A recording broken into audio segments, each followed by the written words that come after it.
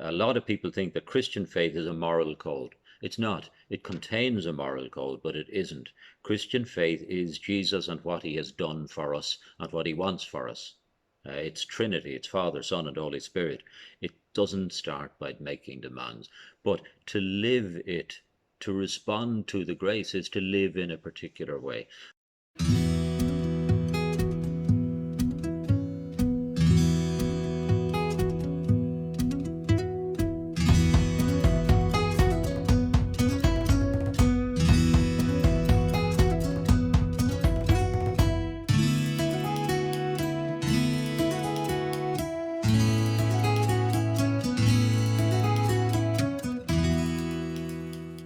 Hello and welcome back to HLI Ireland's Let's Talk.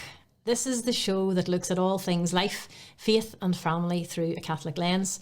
I am your host, Lisa O'Hare.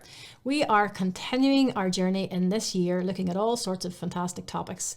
This month we are looking at marriage matters, and the beauty of the Church's teaching with regard to the sexual act within the sacramental marriage. So I am delighted to welcome back Father Chris Hayden. Father Chris, welcome back to the show. Thank you, Lisa. It's good to be back. Thanks a million.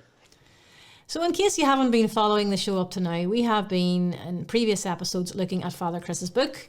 I'll go through the title again. It is A Better Vision: Understanding, Living and Sharing a Catholic Vision for Human Sexuality. You can see by the shape of my book that this is a well-read book in my house, so I'm very grateful to Father Chris for writing it. So today we want to look at marriage matters. Father Chris has divided his book into different sections. The first section we talked about in our previous episodes, what our faith teaches us about ourselves. And part two is what we're going to draw from today, and it is how our faith asks us to live. Father Chris, we wanted to start by asking the question, why does the Church insist on us, on people living this way, living and the way that sex belongs within marriage only? Can you just delve into that one for us? Happily, yeah. And the structure of the book reflects something of that. It's not sufficient to start with the rules, because our faith doesn't start with the rules. Our faith starts with grace, with what God in Christ has done for us. That's a Christian fundamental. A lot of people think that Christian faith is a moral code. It's not. It contains a moral code, but it isn't. Christian faith is Jesus and what he has done for us and what he wants for us. It's Trinity, it's Father, Son, and Holy Spirit. It doesn't start by making demands, but to live it, to respond to the grace, is to live in a particular way. And it's not just response to grace, it's also, well, another form of grace, how we are created. We're created as sexual beings. Our bodies work in particular ways. Our body is not just something we have, we're fully embodied beings. Our body is as much a part of our personality as our mind. We're embodied, and that's a very deeply significant thing. So our embodiment can't but impact on how we live, on the choices we make, and on how we flourish and what causes us not to flourish. Very simple, almost banal example. If I take my favorite tin mug and I put it in the microwave is going to malfunction. It'll probably break down, because you don't put tin mugs in the microwave. I'm not being punished by the manufacturers of the tin mug. That's just the way things are. And if I live in a way that is heedless of my nature as an embodied sexual human person, things may not break down for me straight away, but if we all become forgetful of what we are, things start to come undone around the edges, and society does experience a downside, a very significant downside, it might be said. But why then? Can I maybe take it, stay on the level of principle for a moment? Sure. There are two, broadly speaking, there are two opposing sets of principles around human sexuality. For secular thinking, for the most part, the principles guiding how we use human sexuality are consent and hygiene. In other words, if consent is present, if you can verify consent, then you're good to go, whatever the activity is.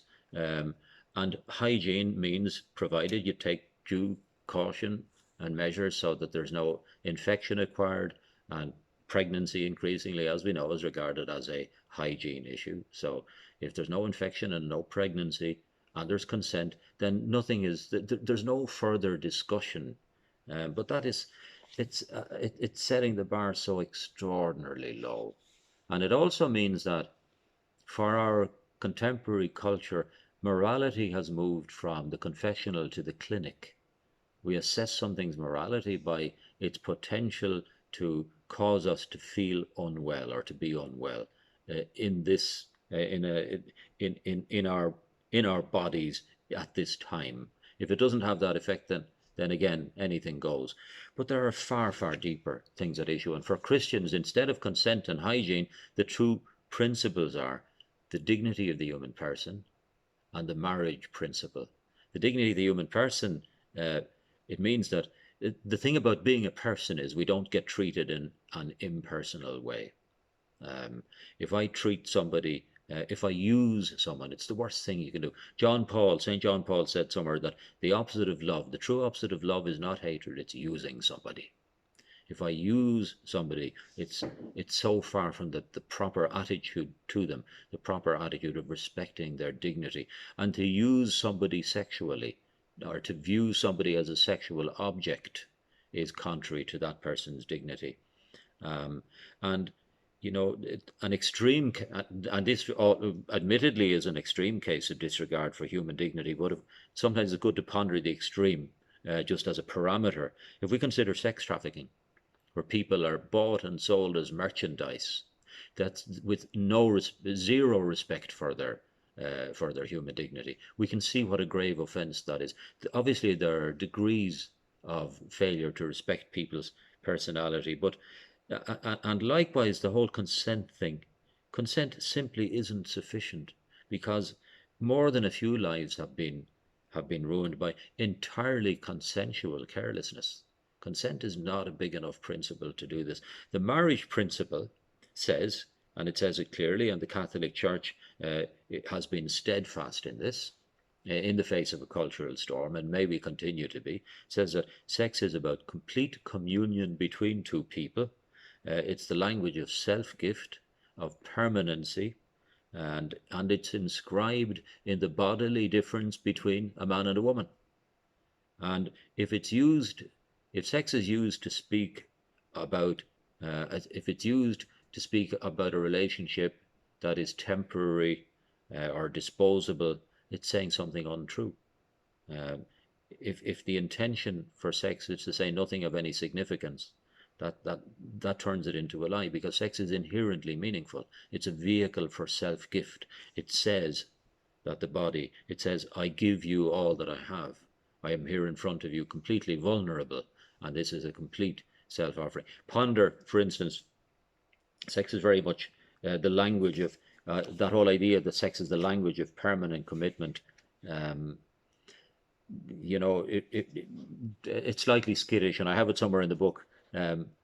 I saw a poster or a joke somewhere many years ago, wanted meaningful overnight relationship. Now, it's hilarious because it doesn't work that way. An overnight relationship is a euphemism for a sexual relationship. But if it's overnight, then it can't be meaningful. We know that overnight and meaningful just don't go together. Would it sound a whole lot different if it said wanted meaningful weekend relationship, or meaningful weekend just for the summer, or only till next year? No, it would still sound absurd, because we know that there's an incompatibility between the meaningful and the time limit. Some relationships are meant to speak of permanency, and sexual intercourse is one of them. It's above all, it speaks the language of permanent self-giving and complete self-gift. So that's close to the heart of why the Church insists that sex belongs within marriage, because it's the language of permanent commitment. It's not the only reason, there are others, but there's a permanency inscribed into it. In your book as well, you moved on from that, the idea of the permanency, and the bond, but you also talk about the children, and the children needing a stable community. That's very much part of what the Church teaches, because it's her wisdom. Her wisdom is to know how we as human beings flourish. her wisdom as to know how children flourish. You know, it's taken the psychologists centuries to catch up with what the church knew all along with regard to how children truly flourish. Of course, yeah. I mean, we know that there's no being more helpless than a newborn human baby, and stays helpless for a long, long time, and needs complete and utter attention in every respect for a long time. So where does that happen? That requires a serious context, a context of stability. And we know that children, newborns, infants, parents know this better than I do, but it's a hard psychological fact, as far as I'm aware, that if a child doesn't experience love, it won't thrive. If it experiences just excellent care but with no love, it's not going to thrive as well as it needs to. That it needs to experience love. We're born to be loved, and that's crucial in the very early part of our lives, before we have a clue what's going on. If we don't experience genuine warmth, we will suffer on that account. Certain aspects of the foundations just won't be laid. So that's another part of the heart of the reason that the Catholic Church persists in this old-fashioned teaching that sex belongs within marriage and nowhere else, that children need a stable community of love. And so there we find a link between the physical truth about human sexuality and sexual complementarity, a link between that and the needs of children. So those two truths that are observable, they support each other. So that's really the Church's insistence that sex belongs in marriage and only there. It's a recognition not only of the nature of sex, it's also a recognition of the nature of children, the nature of an infant in all its vulnerability. So really what the Church is saying, and I put some words on it in one part, on one page in the book, the Church is saying, do not engage in the activity whose deep meaning and lasting effect is the bringing of children into this world, unless you've already taken the permanent commitment that makes you a community of love. Okay, and that's critical to that. There's another lovely phrase there. It says, somebody came up with a lovely phrase: Christians are people who make love only to people to whom they have made promises. And that captures something of that permanency. Yeah, it's a very, very wise one. So there are two very fundamental reasons why the Church continues with this insistence. And I think we can be very grateful for the fact that the Church has continually taught this in the teeth of a cultural gale that has not let up one iota since the 60s, and has intensified and continues to intensify. That doesn't mean it's wrong. It means that we need to continue to fight the good fight, just to proclaim this message with gentleness, with as much clarity as we can muster. We need to learn and to love and to speak the truth in love. So yeah, it's the language of permanent commitment, sexual intercourse. It happens to give rise to children on more than a few occasions, and children need a stable community of love. There's a third aspect as well to the Church's wisdom here. Sex belongs in marriage because, as a matter of fact, and this is biological, it's endocrinological, if that's the word, it creates a bond. You know, when Jesus said in Mark's Gospel, and he was quoting the book of Genesis, and he's talking about man and woman, the two shall become one. They're no longer two, but one. That describes both the physical and the spiritual bond that sex creates. And the idea that sex creates a deep spiritual, emotional, psychological bond, that should be fairly plainly obvious from experience. If we consider infidelity, nothing hurts worse than infidelity.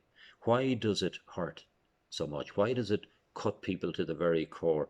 Because it's the denial of something that is objectively real. It's the breaking asunder of a bond that does actually exist. It's not an imaginary thing. People can slip into all kinds of liberal thinking about sex, but no amount of that kind of thinking will bring a whole lot of comfort when there is a betrayal, when there's infidelity, because the truth at the heart will assert itself, reassert itself. And that heartfelt truth, it'll override the easygoing attitudes of the betrayed person. Because when we're betrayed, we know beyond a shadow of a doubt that betrayal has broken something real, not something imaginary, not some abstract commandment. Betrayal, infidelity has had a real and deep effect. So that bond idea, it's very, very, and it's also on the level of more demonstrable. There's one speaker, an American lady, I believe it's Pam Stenzel is her name, and she describes how she teaches this idea of sex creating a bond to groups of teenagers. She gets a great big lump of sellotape and tapes it along their arm, and then gets them to pull it off and put it on the arm of the person beside them, which seems a bit icky until you remember, well, it's hardly as icky as some of the things that kids are being, taught to take for granted. But the more arms it goes, the less it sticks. Okay, because bits of that initial bond was the strongest. Okay, that capacity to bond with someone, it's very, very real. But if the bond is not respected and bonds keep getting broken, the capacity to bond even starts to decline. Like that piece of sellotape, it's collecting bits of skin and hair and all, so it loses its bonding capacity. But the point that she's making is that capacity for bonding, it's for a one-on-one bond that is exclusive and lasting. And I think it's a. I think you talked before. I don't know whether it was this episode or one of our previous episodes. When you take things to extremes, and people, there are people that have made mistakes in the past, and obviously we have the sacrament of confession, when the Lord is always calling us to peace and to unity with Him. But when you take that idea of temporary bonds and people being casual with sex and everything else, when you take that to its extreme, even culture turns its nose down at people that have multiple partners. So it's if you're trying to listen to the culture, she's lying all the time. I say she, but the culture's permanently lying to you, because young people can't make sense of what it is that balance between too few or too many. When we go to the extreme, even the culture rejects the fact that people have had multiple partners. You mentioned that in one of your books, or in your book, with regard to marriage preparation.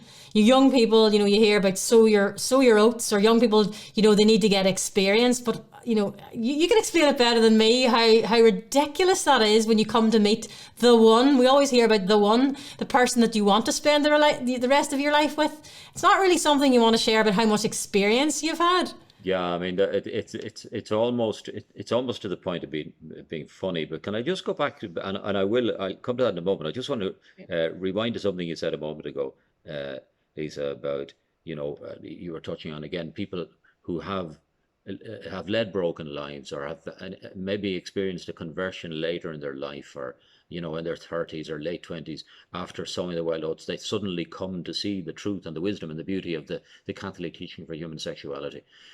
When we talk about when people fail to respect the God inscribed natural order of things start to become unstuck. That shouldn't translate into, we're not saying that, oh gosh, well, if you've been around the block, if you've lived a fairly free and easy life, you're sunk, you're done, you'll never, you're not capable of forming a relationship. That's not what we're saying. We're talking in the main. This is the overall trend. And if you don't find, if by God's grace, or however way it comes to you, if you don't find a way through, you're far more likely to just to miss the point. But it doesn't mean in any given instance, oh, so you have a history, forget it. What's the phrase? Every saint has a past, and every sinner has a future. So, but the whole thing of the myth of experience. Let me give you a quote that I have in the book. This lady, she says, I find the whole experience thing comical. How exactly do your friends think this experience is going to help them? What do they think their future husband will say to this? Honey, guess what? I built up my marriage resume through sexual relations with other people.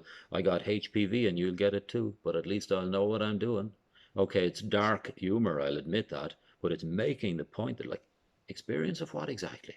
Um, the experience, if you want experience that will serve you well in marriage, get experience of sacrifice, get experience of getting up early in the morning, get experience of self-control, get experience of delayed gratification. Because, okay, I'm speaking as a poor celibate, what would I know? But I hear from a lot of people, and I can see it with my two eyes and hear it with my two ears.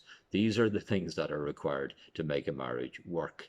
Okay, not a great big cartload of sexual experience with multiple partners and so on. That's not particularly. Yes, it's formative, but it's not the right kind of formation. The experience of sacrifice, self-control, deferred gratification, gently growing intimacy. That's much more realistic preparation than building up a sexual CV. And it makes the broader point as well. The whole thing of, and I'm not doing a curmudgeonly decrying of gap years. I know there can be something to said for the whole thing of gap years, but with a degree of caution. Um, I mean, if we take time out just to get away from living as a responsible, let's say, novice adult, if that's what a gap year is understood to be, then I'd say that's bad news. That's not good. If a gap year is, okay, going broaden the mind via travel, maybe do some voluntary work, whatever it might be, that's great. But if it's simply standing aside from the stream of life and growth and maturity and the capacity to commitment, that's the wrong kind of a gap. I mean, let's face it, if a young guy spends his 20s sowing his wild oats, moving from one temporary relationship to another, can we really expect him in his 30s easily to settle into a married life of sacrificial self-giving? I'm not saying that it can't happen, but it's going to need some kind of a conversion. And conversions are not that common. Thanks be to God, the Lord in His grace. If that young man or that young woman, if they meet if they are convinced and convicted about the good sense and the wisdom of the church's teaching, and they commit to live by it, of course the Lord will be with them and help them, and their past will not be a millstone around their neck. But these things are unlikely to happen in the general sense of a society that's so broken and understands things so poorly. We can't just stand aside from responsibility and then expect in that way by some miracle to be growing as people of responsibility and of self-giving. So yeah, Yeah. the experiencing is really. That's a very interesting point. There's a whole new topic, the whole idea, of the gap year, and the whole idea of marriage preparation. We really need to do a full show on that. Father, I know we're sort of running out of time, but one of the key points that I wanted also to cover with you with regard to marriage is this whole idea of contraception. It ties back into what you were saying at the opening of the show. The two aspects of the sexual act within marriage.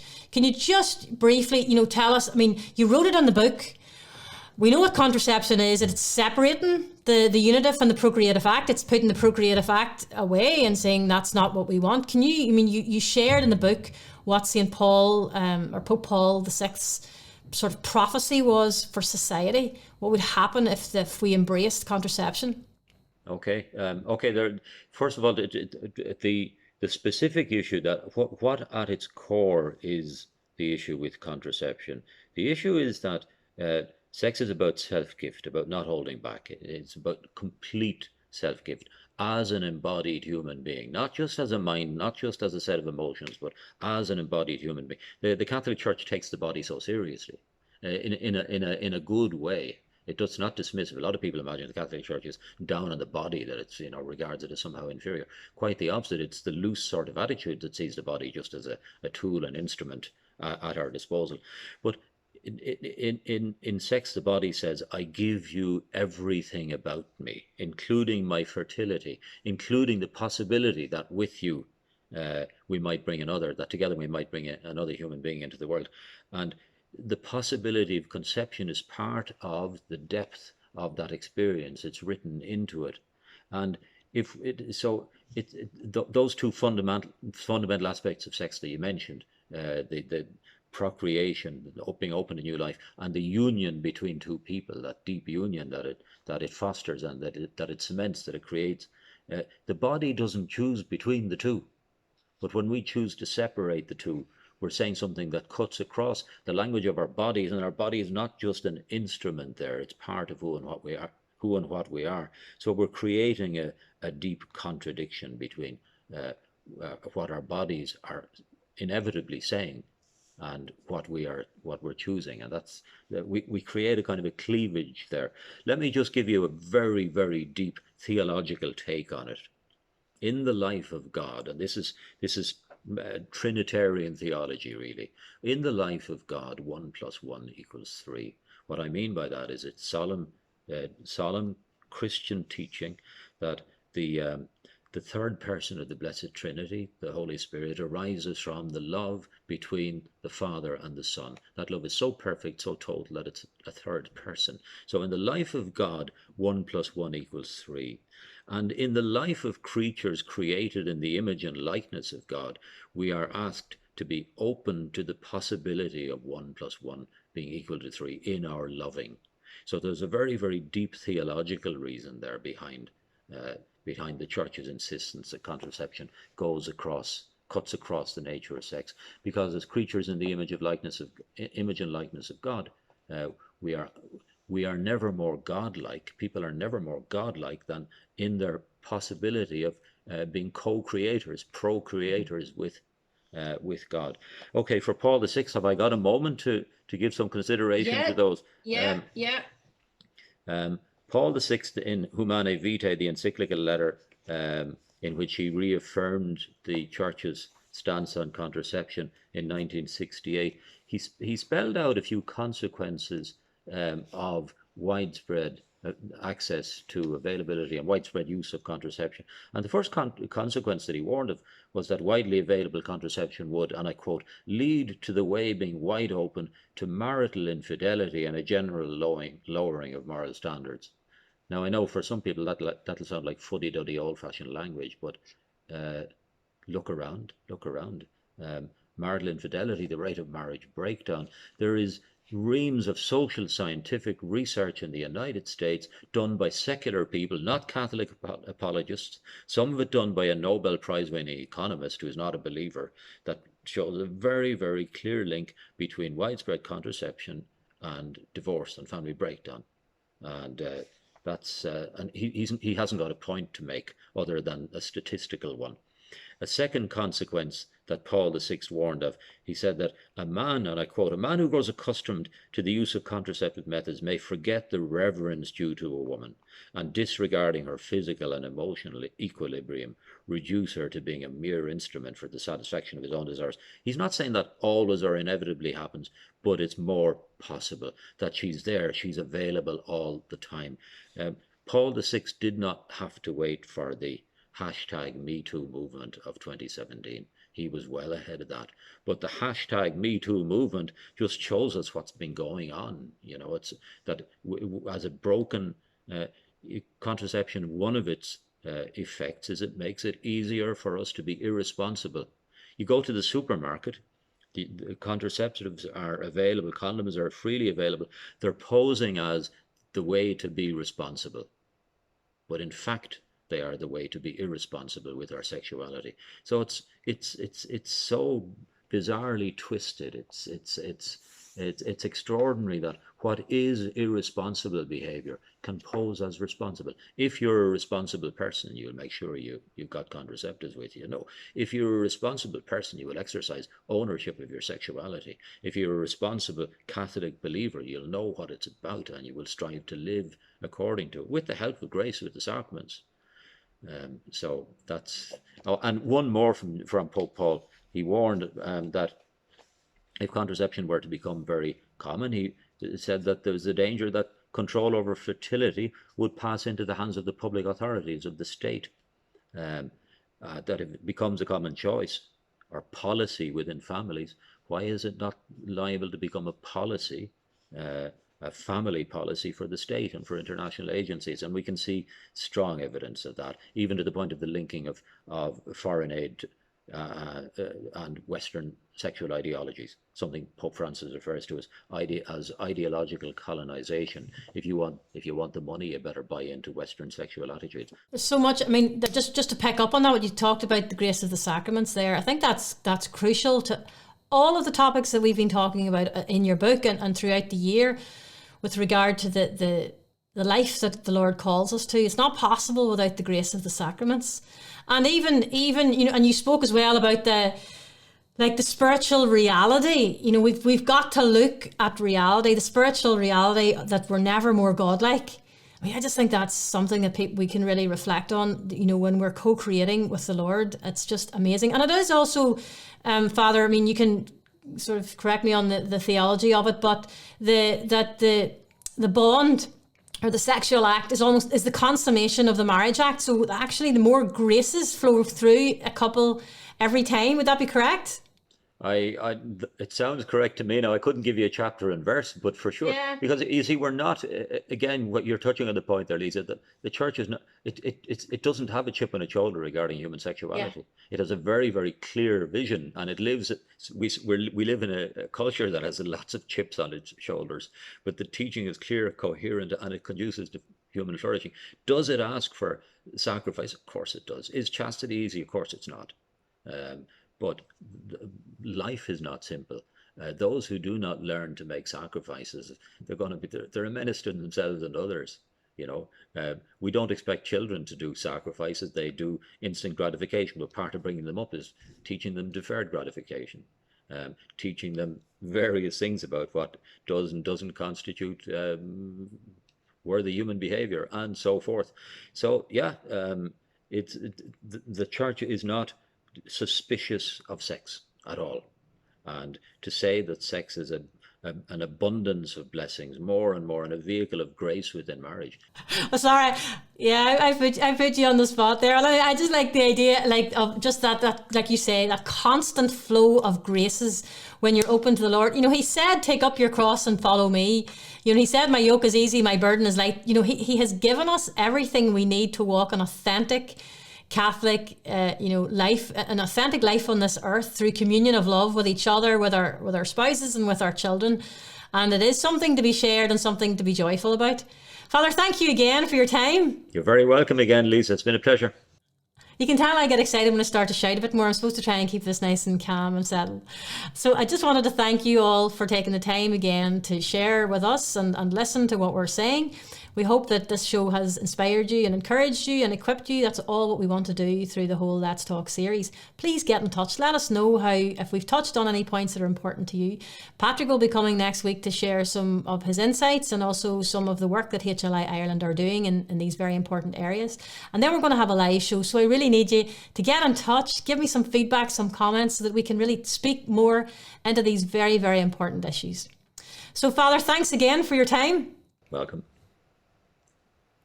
And please remember that we at HLI Ireland are working and praying for an Ireland where God is first, life is sacred, and the family is cherished. Until next time, God bless.